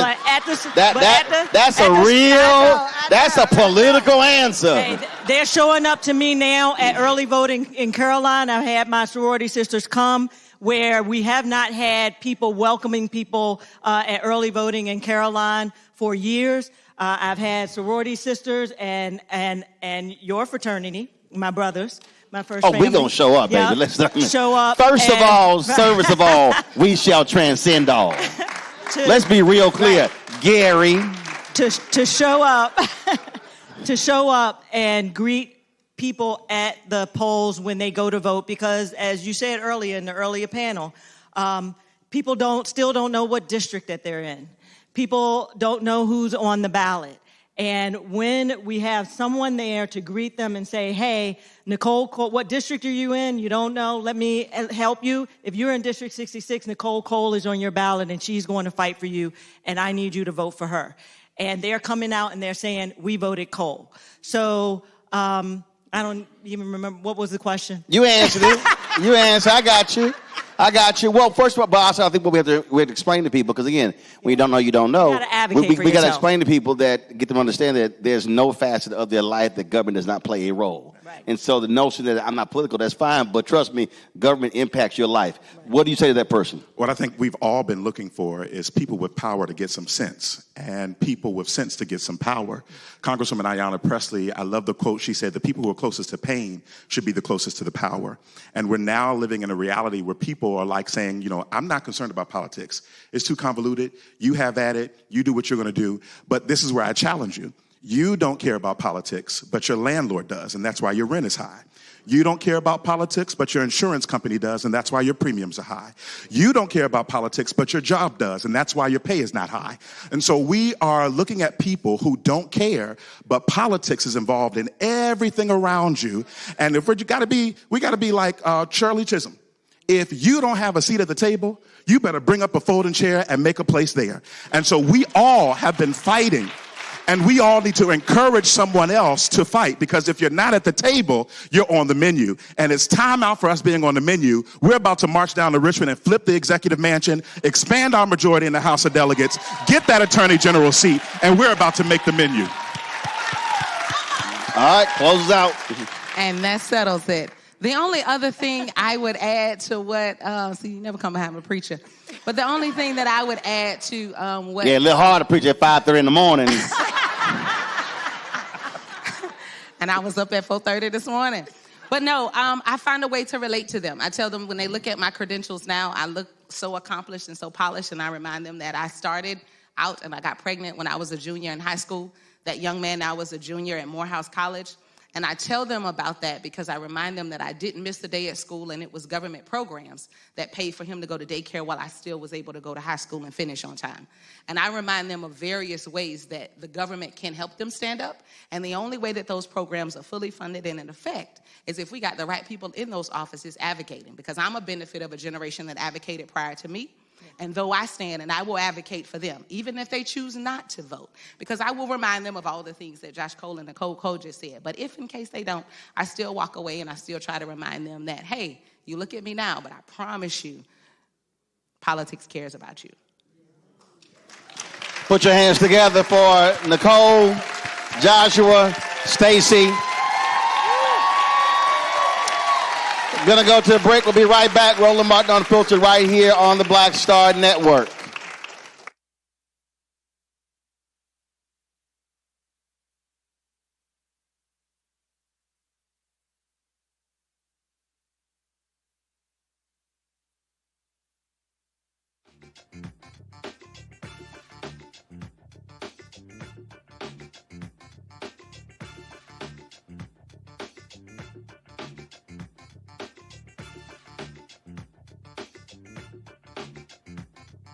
Next on the Black Table with me, Fred Carr. Why the America we live in today is not what the founders intended or what they outlined in the Declaration of Independence and even the Constitution. Professor and author Kermit Roosevelt will join us to talk about his book, The Nation That Never Was. How history was misinterpreted, the intent and realities of America's beginnings, and missed a much better story in the process. So if you have to pick some group to marginalize, I think it should be the people who are against equality. That's next on the Black Table, right here on the Black Star Network.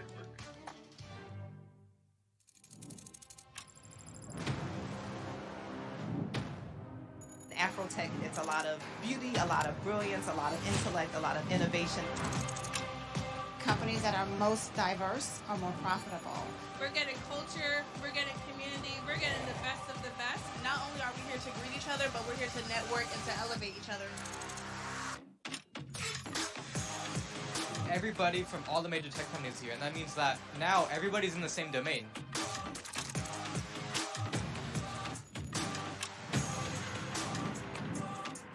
This is the premier event every year. This is I need my really microphone where we up. All right, folks, off. we're coming back from break. Fast by yourself, but we go farther together. This is where you're supposed to be.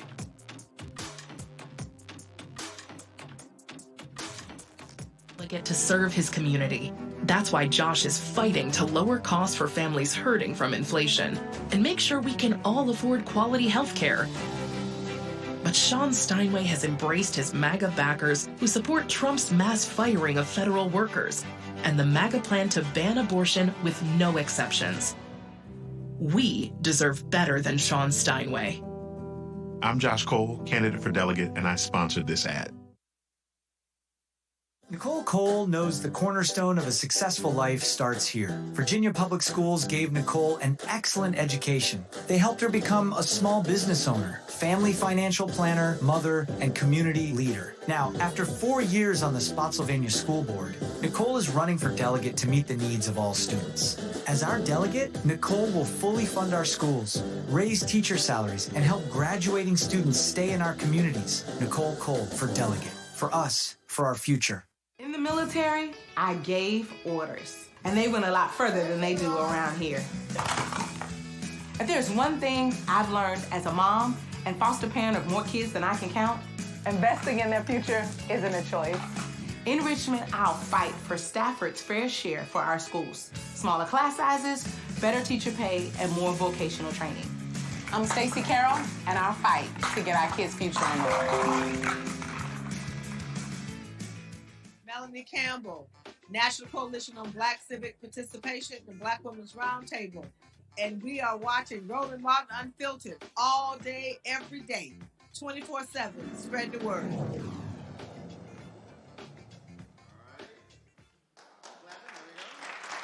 House Republicans remain. All right, folks, we're back. Great Community Church. Let me shout out before we chat with Bishop. You saw the drop there, Melanie Campbell, right now in D.C. They're celebrating what? My mic is on. Green means on. Okay, well, fix the mic problem. My mic says green. All right, I'm saying it's the same mic I've been using. Don't turn off the one I've been using. That's the last mic y'all should be turning off. All right. Before we came back from break, you saw Melanie Campbell. Of course, she leads the National Coalition of Black Civic Participation. As we speak right now, I couldn't attend her event. They're celebrating her 30 years in activism. And so she's been doing a phenomenal job with the coalition, also the co-convener of the Black Women's Roundtable. And so Melanie's been one of the folks on the front lines all across this country, really galvanizing, organizing folks, young people, men, women as well. Again, one of our unsung heroes when we talk about voting in this country, when we talk about public policy. It's a lot of bigger names that get the attention, but again, Melanie has been doing a phenomenal job. So I hate I could not be at her event tonight in Washington, D.C., celebrating her 30 years leading the National Coalition. But y'all give it up for Melanie Campbell, the National Coalition on Black Civic Participation. Folks, we're here at the church here. Bishop Ron Wills joins us right now. Bishop, how you doing? Good, and yourself, Roland? Thank you. So let's talk about the first panel we talked about, again, the role that the church can play. And we also are dealing now with a completely different, if you will, position that we're in. Even before COVID, we have seen a drop in church attendance. The role that the church plays is not the same that it did 10, 20, 30 years ago. Right. And so what role do you see the church playing? We're seeing white conservative evangelicals now get the IRS to change the rules where they can now endorse candidates and talk politics from the pulpit, whereas before you could not. And so what role do you see the church, specifically black churches, playing in the political world today? One of the things, that's a great question. One of the things that I'm discovering, there's been a shift with the young people, trying to reach them where they are. And so we have these conversations now that we need to get them more engaged in the church because of meeting them where they are. And while we see this trend of the Gen Zs and Xs and stuff that are coming, they're coming for different reasons. And so I believe what the church needs to do today is meet people where they are and help them understand why we teach what we teach and stand on that principle. Because the question is, they're not challenging us. They just want to know what's going on. Well, they also are demanding the church be focused on different things. And again, if you break down numbers, and if you look at any political scientist will tell you, voters that are 65 and older who are African American politically self-identify as Democrat. Then when you go down further, 55 to 64, numbers still self-identify. Once you go below 55, that begins to drop off. Now, a person who is 18 to 35, 39, 45, they may not self-identify. They're likely going to vote Democrat. But then you have an increasing number of folk, really beginning with Gen X. I hate the fact that Gen X was the only demographic that voted majority for Trump. I don't know what we were thinking. Right. But what you're dealing with there, and this is a conversation that is very hard for people to understand. When you look at Gen X, that's that first generation coming after the Civil Rights Movement, you now are having African Americans who are coming out of college who are making more money than their parents did. Correct. So they're having issues or having conversations about things parents never talked about before. You didn't have many black parents talking about the top tax bracket. Few of us were near the top tax bracket. We start talking about capital gains, investments, things along those lines. So I think also we have to recognize how education, the economics is also changing the politics and is demanding more of politicians and the black church and others to be able to speak to folks as to where they are, to say, hey, why should I support this person or this party? Right. And so, and with that being said, one of the things I think the church needs to do is that we, since we now, we don't talk about politics like we did before, that we should be talking more about Or I'll say this here, I should take politics out. The church has to be speaking to contemporary issues. Right. Politics plays a role in it. And so, fine, it can't be a D/R conversation, but it has to be an issue-driven conversation, right, because you are impacted by that particular issue. Right, absolutely. One of the things that I know that I have done that has been open a lot of in the church, we have what we call forums. And in our forums, we talk about today's issues, what's really going on in today. And I have discovered that people have a voice. They want to know, let's talk about the real stuff that's really going on. And for too long, it's been taboo that we talk about. One of the things is like mental health. When we talk about mental health, we look at mental health as being quasi the stigma.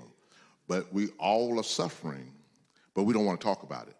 So we have to learn at the church to talk about real issues and be not so sensitive and get so defensive that we can't hear each other's perspective. But mental health also has a political side because that speaks to resources, whether it's school district, whether it's city, whether it's county, all of that. And so again, to me, that's where I think the connecting the dots has to take place. Earlier when Pam was talking about how we have to be having these civic classes, to me, there should be, it could be a rotating thing, but I would suggest that if you've got 10, 20 churches, and then they say, hey, we're going to rotate this thing week to week to week so people can come and actually learn. And I keep telling everybody, make this thing as basic as possible. Literally say City Hall 101, School District 101, State Government 101, because a lot of people really don't know. And the reason I come at that from this perspective because my parents were co-founders of a civic club.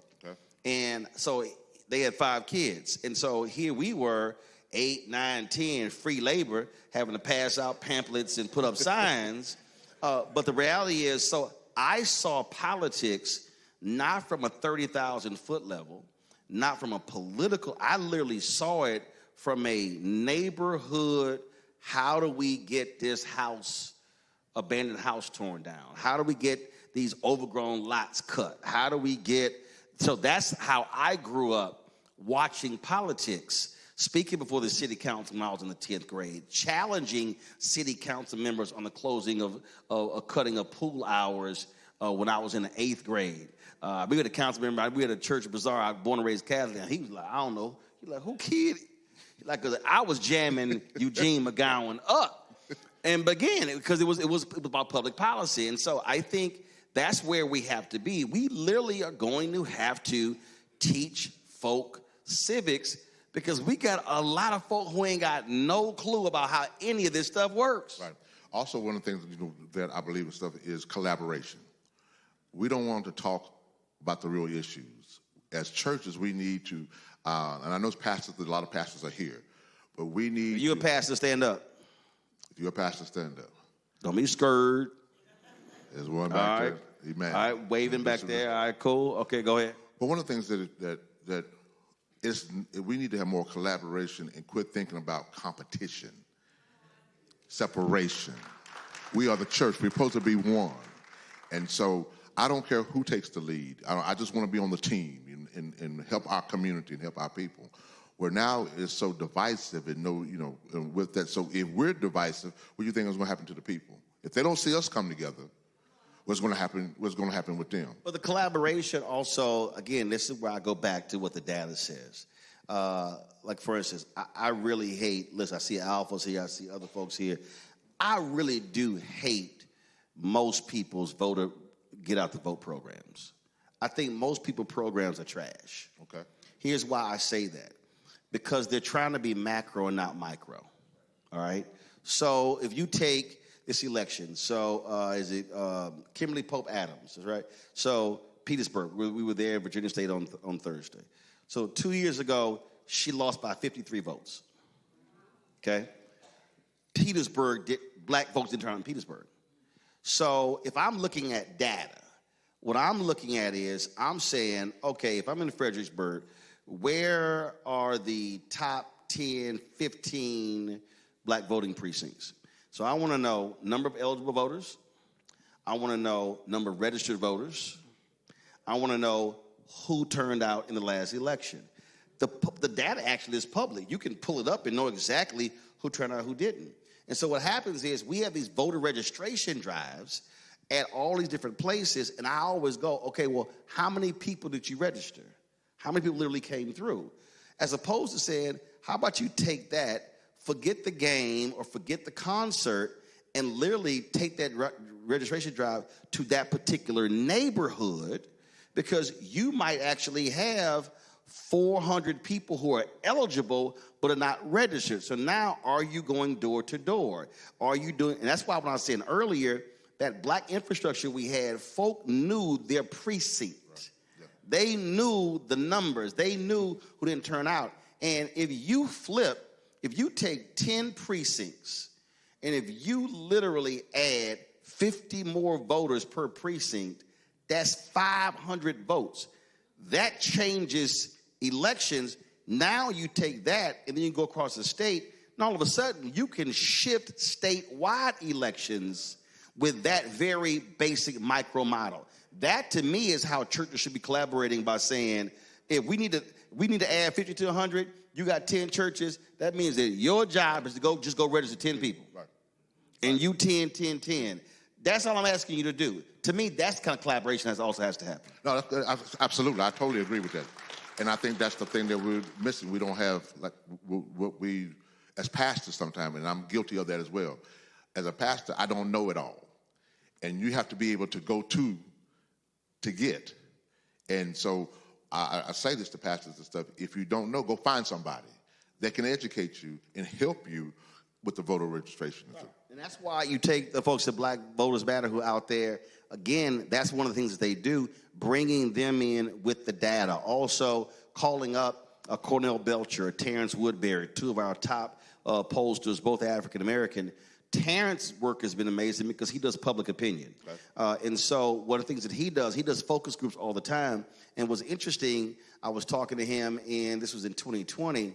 So based upon his focus groups, he said when people would use the phrase voter suppression, he said to a voter 18 to 35, they heard voter suppression and automatically thought 1964. He said, but if you said to that voter, if you didn't say voter suppression, but you said they're closing down our voting locations, that resonated more present day. Right. So the other issue is bringing in experts who can give you the proper language to be using in 2025, as opposed to you using language that you think works and is really sounding 1965 to somebody in the audience. Yes, absolutely. Also, one of the things with and Terrence, you should send me a check. I'd have had more people hire Terrence to give his data. He told me, he said, man, I got a lot of work for me. I'm like, so Terrence, you should be tithing, Terrence. Tithing to Roland Martin Unfiltered, Terrence Woodbury. Go ahead. Now, with regards to that, Roland, when it comes to in voting is so critical today, because I've heard in the last segment people say, well, why should I vote? You know, why does my vote matter and stuff? And it's educating them on why their vote matters. And I want to thank you for coming to Fredericksburg again.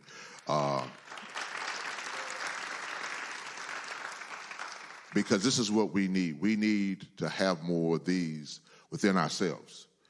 The question is, while it's great to have you here and having the show, the broadcast live, what are we going to do after this? Yep. because the election is coming around the corner. And so we heard from... Well, you got the election in November, right. but then you're going to have elections next year. And there's going to be elections after that. And one of the things that I would suggest, not just to you, to everybody else, and I was talking to Gary Chambers in Louisiana. I was talking to, it was a couple of other young organizers, 2 sisters, brilliant sisters. But I was trying to explain, and they were like, Roland, but we just organized. I said, I get that. But I was trying to explain to them why they also have to utilize live streaming. I said, because if you stream that event, I said, do understand, so you take right now. So, more than 200 people in this room right now. But there are more than 4,000 watching. Right, correct. And then what's going to happen is we're going to take clips from what different people said today. We're going to post it on Instagram, Fanbase, Spoutable, Spill, TikTok, on LinkedIn, Facebook, Twitter, all the social media. We're on 11 different apps. So that all of a sudden now it's going to be 40,000, 100,000. So one of the big mistakes that I believe that churches make, fraternities make, sororities make, in many groups, that we are so fixated of who showed up in the room without realizing that there's somebody who couldn't show up tonight, but they're watching and doing what they're doing while they're watching. So when you have those sessions, let's make sure that they're recorded and streamed for the person who couldn't physically be there. To your point, I had to learn this as a pastor. What, during COVID? No. Okay. We came out of COVID, and I'm learning this now because I am accustomed and acclimated to people in the audience. Not only realizing this stuff, that when I start streaming, my numbers was going to go up. Yes. So when I start your streaming... viewership numbers and your tithing numbers. You ain't want to say it. I said it. See, when he said my numbers went up, I knew what he was talking about. He didn't want to say it. I was like, I know what number you're talking about. But I was getting frustrated because nobody was sitting here and nobody was talking to me. I'm a black preacher. Talk to me. Hey, man, you can get somebody to have some pre-recorded amens. This is not hard. All you got to do is have somebody hit the button like, preach, pastor. Say that. I hear you. That ain't hard. But when they showed me the numbers of how many people are online and how many the numbers was outweighing triple time, and of course the giving was up as well, it changed my mindset. So we live now of a change that you don't have to be physically in the building. Now apply that to civics teaching. Right. Same thing. Same concept. Stream it as well, restream it, share it, push it out. Then what you also should be doing, you should also be collecting the data, I go back to data, of every member. Because see, here's part of the deal. If somebody over here is going, okay, bro, I hear you got 5 million, but man, I just got 238. But that 238, with that 500, and that 200, and that 100, and that 50, all of a sudden, so if you do a survey, which is also biblical, if you do a survey of the membership, you should know, okay, what is the social media footprint of my whole congregation? So what are the total followers, forget the church, the total followers of the membership on each platform? And then what you do is, you say to the membership, all right, we've already done the work for you. Here's the video. Here's the copy. Here's the caption. All you got to do is copy and paste. Now, all of a sudden, it's going to your social media. Now it's going to all of theirs as well. Right. That's how you now then begin to spread the message. Yes. One of the things, another thing, Roland, I want to share, is that I've had people join through the streaming. Yes. Yes. It's the same as Paul going from city to city. You just, the camera. So I was taken back when a visitor who had been watching asked, could they be a member? but they was not physically located in Fredericksburg. And I was like, well, I guess so. If you've been on, if you've been watching this long, that I guess ain't you the did. answer, Bishop. That ain't it. The answer is yes. But what I'm saying is, so now when you're having those civic discussions or whatever, so remember, there's somebody, they don't have to be in Fredericksburg, but if you're explaining to them public policy, I mean, I deal with it every day. People stop me in airports and they say, man, thank you. They say, thank you. I had no idea. But you explain it to us in a way that we can understand. They say, thank you. That's all they ever say. I've had people say, I ran for office because I watched you. So what I'm saying is we have to now be thinking completely different. So if you're having those discussions within the church, got to make sure it's, and so even if you don't live stream it, it's recorded and you can stream it later because there's somebody who is going to watch it. And here's the other thing, the beauty of streaming. You're going to be asleep at 3 o'clock in the morning. Somebody's going to be actually watching that video. You have no idea. They'll be like, I didn't know this. That's why I'm trying to get us as, if we talk about churches collaboration, how we have to be thinking differently about how we organize and mobilize using technology to reach and teach. Absolutely. And so I'd like to just bring this last point up as regards to streaming and stuff. With that, there's so many opportunities with our streaming stuff. I remember when, like you said, when COVID hit, and that's before I didn't even have a camera. Didn't even have a camera. I had to run out. Oh, trust me, preachers were calling me Marla. I did Jamal Bryan set up. It was like hundreds of Methodist preachers. They had they didn't know what to buy.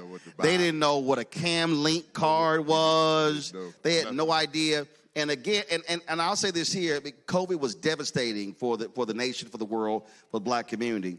But the silver lining was that COVID forced, and black churches, HBCUs, and others, black institutions were 10 to 15 years behind technology-wise. Right. Yes, I will. COVID forced every institution, because they either caught up or they died. Yeah. So it forced everybody. I mean, Tom Joyner lost millions on HBCU online because HBCUs would not see online education. And then all of a sudden, COVID hit, they had no choice. Absolutely, and that was us. There you go. I mean, we went from Bible study to go-to-meeting. How many even go-to-meeting, the software? We didn't know anything, so we were just trying everything, but we had to figure it out. And then when we did figure it out and stuff, then we started, we had to crawl, and we walked, but then we started running. And ever since then, we haven't looked back. And so a lot of times, the church is reluctant to move forward in technology. Right. And so when the church is reluctant, the people are reluctant, which is why if the church is embracing it and pushing it and advocating it, the folk are going to say, oh, cool, because the church is validating that, and now they're going to catch up. And that's why I'm saying if we take that exact same model and apply it to civics and apply it to what's going on. And so, if 200 people can't keep up with everything, I can't keep up with everything, but if you do, to Gary's point, if you do have a committee or you have different people who say, hey, this thing is about to come up that's going to impact our city, this is not the city council meeting, it's going before this city subcommittee. Folk need to know, we need to have folks there, have someone there. And again, this is where, look, local newspapers have been crushed, so you don't have the reporting you have anymore. So imagine if you had someone who said, hey, I'm going to make sure that we're aware of what's happening at City Hall, at County. So when these things come up, you bring it back, and you're now on it on the front end versus the back end. Yeah. And again, now that you have all the social data of all your members, you can then be able to say, now, members, let's push this stuff out to all of your accounts. So now all of a sudden, you now have thousands upon people now seeing it. And then if you say, and this is the other thing that I'll give you this here. I don't sweat who don't show up. So we call a meeting and I call 50 people and 10 show up. I'm not going to spend an hour complaining about the 40 who didn't show up. I only focus on the 10 that did show up. But then I'm going to tell the 10, y'all got to bring one next month, so we're going to go from 10 to 20. So now all of a sudden, again, if I'm using the micro model, if you say you get with 4 of the churches, now you got 5 churches. Now you do a survey. Now you know how many members, how many social media accounts, how many total followers. You literally, and this is going to blow people away. If you add up all the social media followers of just those 5 churches, I can guarantee you those 5 social media following of those 5 churches will be larger than the people who listen to the #1 radio station in town, who read the newspaper, just those 5 people. That's how we have to now understand how social has changed. So if we take those 5 churches, all their followers, folk who's sending out recipes, people who's sending out memes and sending out jokes, and if they now are sending out public policy alerts, now we've completely changed the community. Yeah. I mean, because a lot of times and I'm guilty of this as well, not having the connections that we could have, like you just said, I'm missing out on a lot of things that's going around in my city that we end up becoming reactive than proactive. And so when something goes down, then we're scattering, trying to show up. In other words, we don't, because we're not sharing. And I think that's one of the keys to stuff. You just mentioned that if it is that then we can have a strategy to move forward. Like you were talking about tonight, having strategy with that instead of being reactive when they call us. All right, so now, so you remember the church here, raise your hand. You remember this church, raise your hand. You remember this church, raise your hand. Okay, cool. Now, so what this means, everybody here, you now have some homework. See again. You now see. I tell you, I don't play these games. So you don't have to be a member of this church. You now should be able to go back to your church and say, Pastor, I need you to see this clip. I need you to see this conversation. We need to be doing this. I need you to get with Bishop to be one of those 5. And now all of a sudden we'll build from there. That's the only way this thing changes. So I don't want folk coming in here just sitting here listening, going, amen, that's right, say that. If we are not doing anything tomorrow, then Thursday, then Friday, then next week, and building upon it, then after the election, keep this thing going, that's how we actually change our community. I totally agree. Amen? All right, Amen. So I'm going to check. Now, let me explain something to y'all. Gary know, all of the civil rights people around the country, they all know, I believe in accountability. So, you see, y'all think I'm lying. I'm going to check back in 3 months. Let me be real clear. Now, don't let me have to check back in 3 months and then nothing happened. Because I'm telling y'all, I will put everybody on blast. Matter of fact, do this here. Okay, that camera right there. I need you to walk down. No, don't point at me. I know what I look like. I need you to, Henry, go to that camera right there. Go to that camera right there. I need you to walk down it aisle. Walk all the way back. Walk all the way back. No. Walk all the way back. Keep going. Keep going. Keep going. That's right. This is called a video mug shot. All right, come on back down. Come on back down. Come to me. Come to me. That's right. That's right. I'm busting everybody. If you lying, I wasn't there. No. Come right here. Come right here. Walk down the center aisle. Get everybody on video. Keep going. Don't be trying to turn y'all heads like y'all in witness protection or something. All right, come on down. Come on, Henry. Don't stick on my Henry. Don't switch to me. Keep it on. I need everybody. It's a video mug shot. All right, go on down there. If y'all wave, smile. If you hear what somebody ain't supposed to be here, that is not my problem. Baby, stop covering your forehead. We see you. As you go. All right, so everybody here, you cannot lie and say you weren't here. Y'all got some homework. In 3 months, this should be done. Y'all should have the data collected, and we should start seeing the results of this. Bishop, I appreciate it. No, I appreciate you, Roland. Thank you, sir. Thanks a bunch. Thank you so much. Thank you. I'm going to go to a quick break. We're going to come back with a panel final discussion for about 8 to 10 minutes, and we're going to shut this thing down. Folks, you're watching Roland Martin Unfiltered on the Black Star Network. Don't forget to support the work that we do. We don't have millionaires and billionaires like these right-wingers got cutting them checks.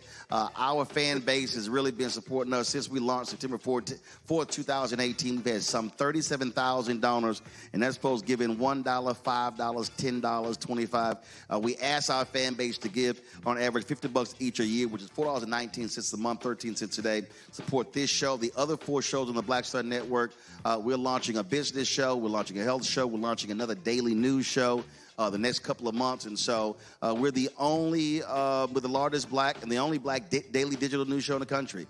You do not have any other show in the country where African Americans are centered when we have this conversation. Nobody else is doing this. No, the larger black-owned media outlets, none of them are doing it.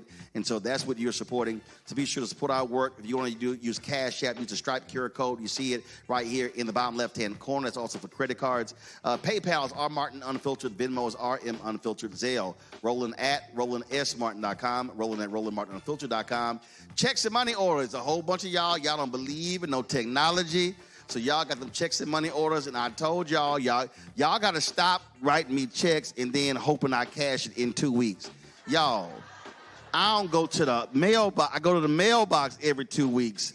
Okay, so I got to open an envelope. I got to sign the back of that check. I got to take a picture of that check.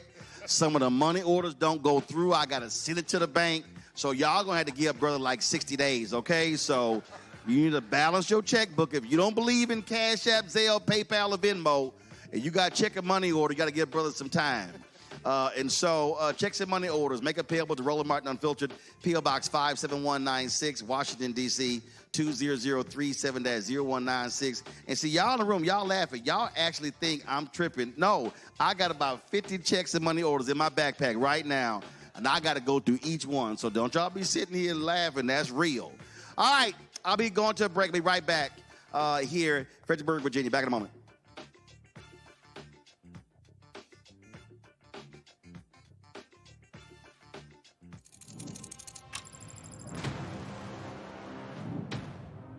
Afrotech, it's a lot of beauty, a lot of brilliance, a lot of intellect, a lot of innovation. Companies that are most diverse are more profitable. We're getting culture, we're getting community, we're getting the best of the best. Not only are we here to greet each other, but we're here to network and to elevate each other. Everybody from all the major tech companies here, and that means that now everybody's in the same domain.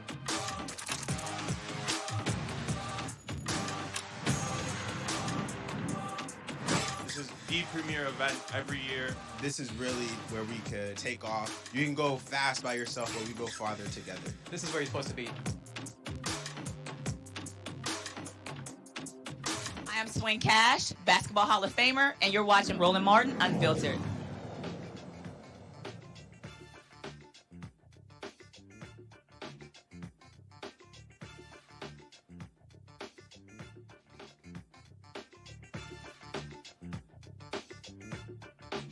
Virginia, we're going to close it out with our final panel. I'll start right here. Gary, the thing that I need people to understand is these are perilous times that we are facing.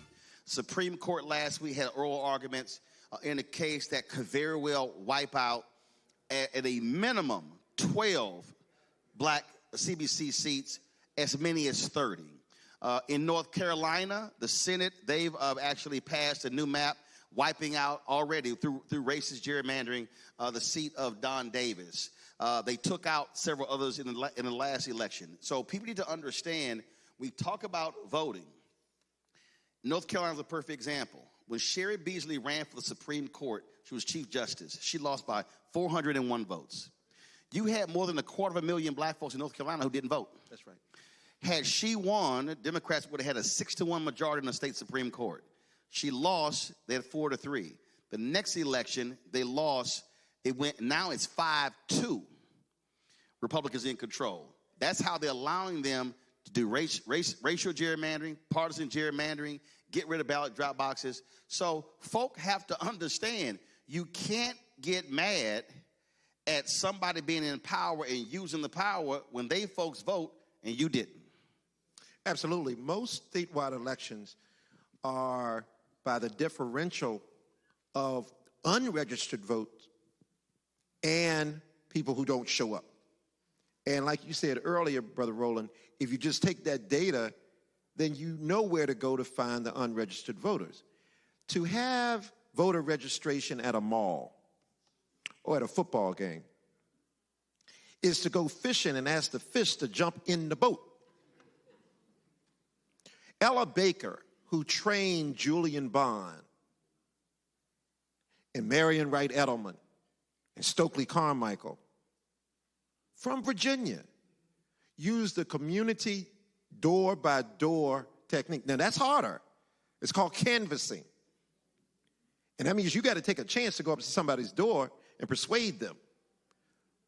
But we can't ask for Canaan if we're not trying to go through the Red Sea. And so effort matters.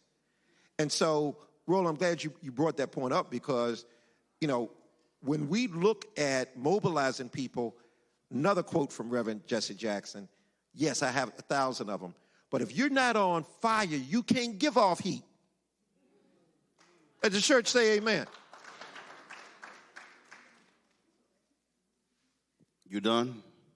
Nope. I thought you had 5 more Reverend Jackson statements. Michael, now, Gary brought up statewide, but this is the thing I need people to understand. We talk about gerrymandering. You have gerrymandering of state rep seats, state senate seats, congressional seats. There is no gerrymandering in statewide seats. That's just naked turnout. And so part of the biggest issue that we are seeing is that for African Americans, we're literally leaving our power at home. We are seeing all across the country where we're excited if black turnout is 48, 50, 52, 60%. I keep saying that our goal has to be wherever you have a large group of black voters, it has to be 70%. So the difference, let's just take simple math. If you have 100,000 people who are registered and 40,000 vote, that's 40,000. If 70,000 vote, that's an extra 30,000. That 30,000 alone will determine statewide who wins and who loses. And so we have to be getting our folks to understand that we are literally leaving our power at home. So we're complaining about what we're not getting. It's because we're not being activated to actually use that ballot box power. Absolutely. You know, you talk about these different cases that have happened, and you know what I like to say is they like to either pack us or crack us. They're either going to pack us into districts where there's 85% black people in there, so that way all of the votes are congregated in there, or they're going to crack us up and such the numbers are so small that we don't actually have an opportunity to really support who it is that we're aiming for. And so a lot of times what happens is that's why people start to feel like, well, does my vote even matter? And so, yes, what I heard you talking about, Roland, talk about, it's about the total number in these statewide races. Absolutely. But one of the things that you start to realize is people don't always know the difference between all of the elections. And so what they see what happens with the presidential election is what they assume happens at the state level as well. And so a lot of times it goes back to the point of us needing to educate people on how their vote truly matters. And in an election like that, I'm telling you, you heard Roland say we want to be at 70, 75%. And I hear people say all the time, well, you know, is that realistic? Is it realistic? First off, it should be, but I'm going to tell you, you know, you're talking to the young black man who was raised by a single father next door to a drug house who grew up to be the first ever elected African-American to represent Stafford County in 350 years of his existence. So if I only believed in what people told me was realistic, my life is not a possibility. And so when I sit here and we see rooms like this, I love what you did. Make sure my man with the camera got that. He got everybody in here. He gave us all homework of what it is that we were expected to do, because that 70 to 75%, that is our new reality. And so we need everybody to do their part. Make the phone calls, knock the doors, you're riding on the bus with somebody. Brother, sister, have you voted? It's going to take each and every one of us. We need each and every one of you for us to be able to make an impact in these elections. Philip, the late Joe Madison used to always say, you got to put it where the ghost can get it, and how to make it plain. And when Nicole was talking about going to a door and the guy said, not political, this is where we have to be smart to step back and say, okay, And I do this all the time. I don't care who it is. I'll say, what's the one thing you care about? And they look at me and they're like, what do you mean? I say, what's the one thing you care about? I had a brother who asked me that question. He said, education. I said, all right, you got kids? He said, yeah. I said, well, what grade? He had 2 kids in elementary school. I said, you in the PTA? He said, no. I said, now I'm confused. I said, you just told me that education was your number one thing. I said, you don't even belong to the PTA at your kid's school. So how is it your number one priority?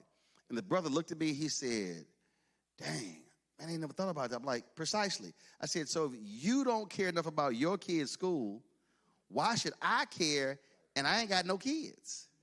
He need to so part of this thing that we have to do, we have to make politics and issues personal to people and not in this abstract, in Richmond, in D.C., not realizing that, no, your electric bill is political. Your water bill is political. Everything is, and walk somebody through, and they're going to look at us like, man, what you talking about? Well, that electric rate is set by government. See, they are not the average person understanding that. So I think that's how we have to be approaching this. We got to make it as personal as possible to every person. Final comment, go ahead. Well, one thing we need to start doing as African Americans, we need to start looking in the mirror, and we need to start walking it like we talk it. We talk it all day long. Oh, I need this. We need to do that. We need to do that. We need to do this. And where's the we at? The we gets up and then you sit at home. You got, if you really want to, look, these people are putting energy in your oppression. Let me say that again. They're putting energy in their oppression. Their churches are sitting there working hard to get their people out so they can oppress you. And if you can't fight your way out of that, then you got to start looking in the mirror. You know, Harriet Tubman said, what? I freed 1,000 slaves, freed 1,000 more if they'd only known they were slaves. They're coming for you. They're coming for your vote. They're coming for your houses. They're coming for your education. They're wiping black education out of schools. And all we do is sit back and what? So folks have got to start getting up and getting angry. You know, I watched this show called American Gods. And there was one scene where this black god, you know, was talking to these slaves in the bottom of this boat and letting them know that, you know, what's looking forward to them for the next 400 years ain't much. And there's a scene where the slaves get angry and they're ready to take over the ship. And I can't say the word that he used, but he said, anger gets done. So if you can't get anything else, get angry.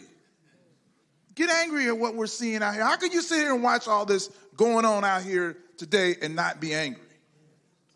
You know, let's get some passion in the game. And this one last thing I want to add is you have to be able to reach in your pocket and come up with some money to help people to get the organizations in place to do the work. Money is the other element of this. What Roland said about organizing, and you should be talking to this guy, you should also be finding out who's registering people and make sure that you're funding those people. I tell people all the time why we got to support Black Voters Matter, because they're doing the work in communities all across the country. Let's thank our panel. Let's thank our elected officials.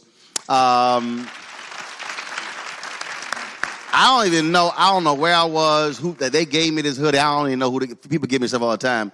But they gave me, said, Black men vote with purpose. And one of the things that we're always doing, one of the things that I'm always doing are encouraging. Come on, give me a shout out of the shirt. We're always encouraging people to understand how we have to be communicating with each other. And when we look at numbers, Black women are turning out in significant numbers. And I hear brothers complain about Black girl magic, this, that, and the other. Well, guess what? Brothers can mobilize too. Sisters did it themselves. So, and I think part of the problem, if a lot of Black men want to be honest, is that one of the reasons why a lot of Black men aren't mobilizing, because we depend on Black women to do the work. That's just the fact. So what people need to understand is that we all got to be in this game. I don't care if, so you have elections happening in Virginia. We should be turning out in massive ways. Again, if 54 folks had voted, Kimberly Pope Adams wins last time. The black numbers in Petersburg were awful. They should be off the charts this election. When you talk about, again, having a Jay Jones as Attorney General, when you look at what happened right now, Kwame Raoul, Attorney General in Illinois. You have Anthony Brown in Maryland. You've got Aaron Ford in Nevada. You've got a sister in Massachusetts. You've got black attorneys general who will put Tish James in New York State, who are bringing issues to bear that ordinarily got ignored when Kamala Harris was, of course, Attorney General in California. When you talk about, of course, the racism in appraisals, how African Americans, the estimated is that black people have lost upwards of $10 billion because of racism in home appraisals. Black folks having to take their books and photos and artwork off the walls because white appraisers are downgrading a black home, having nothing to do with the house, but for them knowing that somebody black lives in the house. That thing is real. And so I need all of us, everybody who's watching, who's listening, to understand that we have got to be talking to everybody. And again, I keep saying our minimum number is 70%. We have to be maximizing our numbers in order to have an impact. And so don't complain about it, be about it. Don't just talk about it. You got to put in the work. And so that should be happening. Early voting continues in this state through November 1st, correct? All right. So no excuses, folks. Election day is November 4th. We're going to be in Virginia Beach in Suffolk on November 3rd. So look forward to that broadcast. And so look forward to that. And so you see the data right here. The deadline to register to vote, update your registration, is October 24th. Deadline to ask for a ballot to be mailed to you is also October 24th. Last day of in-person early voting is Saturday, November 1st. Election day takes place on Tuesday, November 4th. And so please take advantage of that. If you're in New Jersey, there are other local elections happening all across the country. So check the early voting deadline in your state. Check all the deadlines in your state, because again, they differ depending upon the state you're in. Let me thank the folks. We thank Bishop and the folks here at Vision for allowing us to be able to broadcast from here. We appreciate all the hospitality. Thank all of y'all for coming out as well. Y'all got some homework, and so let's get to work. I'll see y'all tomorrow right here, Roland Martin Unfiltered, right here on the Black Star Network. Don't forget, support our work. Join our Bring the Funk fan club. If you want to contribute to our work, use Cash App, use a Stripe QR code or credit card. Use that QR code. You see the bottom left-hand corner. And, of course, if you're listening, go to RolandMartinUnfiltered.com for the QR code. PayPal's R Martin Unfiltered. Venmo's RM Unfiltered. Zelle, Roland at RolandSMartin.com. Roland at RolandMartinUnfiltered.com. Checks and money order, make it payable to P.O. Box 5, Roland Martin Unfiltered, P.O. Box 57196, Washington, D.C., 20037-0196. Also, be sure to download the Black Star Network app, Apple phone, Android phone, Apple TV, Android TV, Roku, Amazon Fire TV, Xbox One, Samsung Smart TV. Be sure to get a copy of my book, White Fear, How the Browning of America is Making White Folks Lose Their Minds. Available bookstores nationwide. I got some here as well. And, of course, get the audio version I read on Audible. If you want to get our Roland Martin Unfiltered Black Star Network swag, please do so by going to shopblackstarnetwork.com. Also, if you go to that website, you see all of the different products. Those are all black-owned companies. We've been partnering, and so we certainly appreciate all of them participating with us. And, of course, we also want you to support the app Fanbase. Download the social media app if you want to invest. They've raised $13.4 million of their Series A raise. The goal is $17 million. And so, again, if you want to support that, go to startengine.com/fanbase, startengine.com/fanbase. All right, y'all, that's it. I'll see y'all tomorrow. Roland Martin Unfiltered on the Black Star Network. Holla!